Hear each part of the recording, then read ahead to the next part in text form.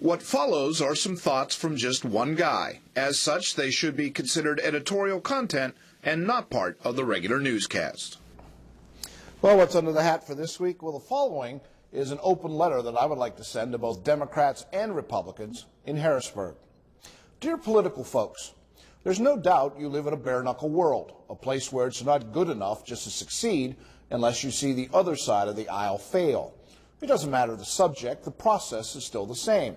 The environment or taxes or health care. Grind the other guy down, then tout why you're smarter and more concerned about the well-being of the serfs in your care. You all have done it for so long that it just becomes a way of life, a horse that only knows one well-worn way back to the barn. Well, I'd like to suggest a new path that might work for you when the subject should be left out of the daily political fray. The most recent example is Attorney General Kathleen Kane, a Democrat, suggesting, if not outright charging, that Governor Tom Corbett, a Republican, might have delayed the investigation into Jerry Sandusky child abuse scandal for political reasons when he was Attorney General. It was a charge in which the report ultimately found no direct evidence, but the fact that the process and the report went public in an election year sure makes it look like politics were a factor on one side in an effort to prove that politics were a factor on the other side. I know that's business as usual in a town like Harrisburg, but folks, this case is not business as usual.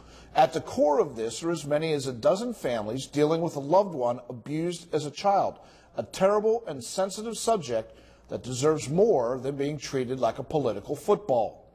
So how about this?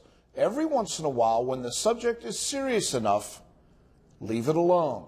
Take the high road. Would it have made that much difference to release the report in another 5 months after the election's over? Could Republican leaders have backed off all the criticism aimed at Kane, citing the sensitivity of the issue? Those families deserve better, and you know what? As voters, we do too.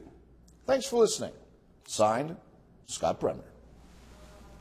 If you didn't catch all that and would like to hear it again or comment on what you did hear, go to WSEE.TV/thoughts.